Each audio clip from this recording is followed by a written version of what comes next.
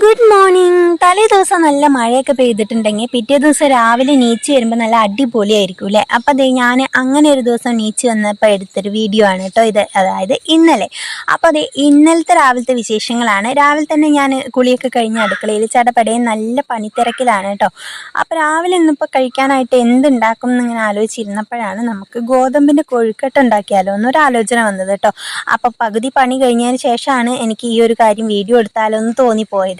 അങ്ങനെ ഞാൻ വീഡിയോ എടുത്ത് തുടങ്ങിയപ്പോഴേക്കും എൻ്റെ പണികളൊക്കെ ഏകദേശം കഴിഞ്ഞിട്ടുണ്ടായിരുന്നു കേട്ടോ. അപ്പോൾ ജസ്റ്റ് ഞാൻ ഒരു റെസിപ്പി ഒന്ന് പറയാം. ഗോതമ്പ് പൊടിയിൽ കുറച്ച് തേങ്ങ ചിരകിയതും കുറച്ച് ഉപ്പും കൂടി എടുത്തിട്ട് നമ്മൾ നന്നായിട്ട് കുഴച്ചെടുക്കുക. അതിന് ശേഷം നമ്മളൊരു പാത്രത്തിൽ ചൂടുവെള്ളം വെച്ചിട്ട് ചെറിയ ഉരുളകളായിട്ട് ഇതിട്ടിട്ട് തിളപ്പിച്ചെടുക്കുകയാണ് ചെയ്യുന്നത് കേട്ടോ. പിന്നെ അതിന് നമ്മളൊരു വറവിട്ട് കൊടുക്കും. അപ്പോൾ അതേ ചീനച്ചട്ടി വെച്ച് കൊടുത്തിട്ട് എണ്ണ ഒഴിച്ചു കൊടുത്തു. കടുകിട്ട് പൊട്ടിച്ചപ്പോൾ നമ്മുടെ ചെറിയ ഉള്ളി അല്ലെങ്കിൽ സവാള, പച്ചമുളക്, കറിവേപ്പില ഈ സാധനങ്ങൾ ഇട്ടിട്ട് നന്നായിട്ട് മൂപ്പിച്ചെടുക്കുക കേട്ടോ. ഉപ്പും കൂടി ഇട്ടിട്ട് അങ്ങനെ നന്നായിട്ട് മൂപ്പിച്ചെടുത്തതിന് ശേഷം നമ്മൾ ഈ ഒരു എടുത്തു വെച്ചിട്ടുള്ള ആ ഒരു സംഭവം ഉണ്ടല്ലോ, അതായത് നമ്മുടെ ഈ ഒരു ഗോതമ്പ് പൊടിയിൽ നമ്മൾ തേങ്ങയും ഒക്കെ ഇട്ടിട്ട് കുഴച്ച് ആവിയിൽ ആവിയിലല്ല, നമ്മൾ വെള്ളത്തിലിട്ടിട്ടാണ് കേട്ടോ വേവിച്ചെടുത്തത്. ആ വേവിച്ചിട്ടിട്ടുള്ള സാധനം ഇതിലേക്ക് നേരെ തട്ടി കൊടുക്കുകയാണ് ചെയ്യുന്നത് കേട്ടോ. അങ്ങനെ അതിലേക്ക് തട്ടി കൊടുത്തിട്ട് പിന്നെ ആ ഒരു എണ്ണയിലും കൂടി കിടന്ന് ഇതൊന്നും അങ്ങോട്ട് വെന്ത് കിട്ടുമ്പോണ്ടല്ലോ നല്ല അടിപൊളി സെറ്റ് ആവും കേട്ടോ.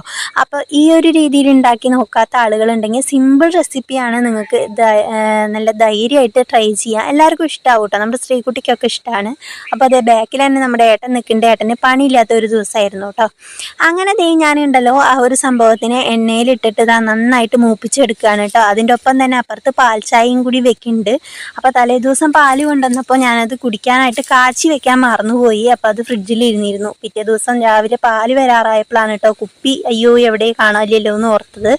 അപ്പോഴാണ് ഫ്രിഡ്ജിലാണല്ലോ ഇരിക്കുന്നത് ഓർമ്മ വന്നത്. അപ്പോൾ പിന്നെ ആ ഒരു പാലെടുത്തിട്ട് വേഗം നല്ല പാൽച്ചായയും കൂടി ഉണ്ടാക്കുന്നുണ്ട്. അപ്പോൾ ഇതാണ് കേട്ടോ ഞാൻ പറഞ്ഞ ആ ഒരു കൊഴുക്കട്ട. അപ്പോൾ ഇത് ട്രൈ ചെയ്യാത്ത ആൾക്കാരൊക്കെ ഉണ്ടെങ്കിൽ ട്രൈ ചെയ്ത് നോക്കണേ. നമ്മുടെ പഴയ, അതായത് നമ്മുടെ പണ്ടത്തെ ലോങ് വീഡിയോസിലൊക്കെ ഇതിൻ്റെ റെസിപ്പീസ് പറഞ്ഞിട്ടുണ്ട്.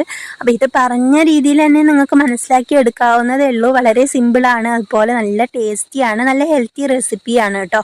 അപ്പോൾ ഒരിക്കലെങ്കിലും ട്രൈ ചെയ്യാതെ നോക്കാത്തവരുണ്ടെങ്കിൽ ട്രൈ ചെയ്യണേ. അപ്പോൾ അടുത്തൊരു വീഡിയോ ആയിട്ട് കാണാം. ടാറ്റാ.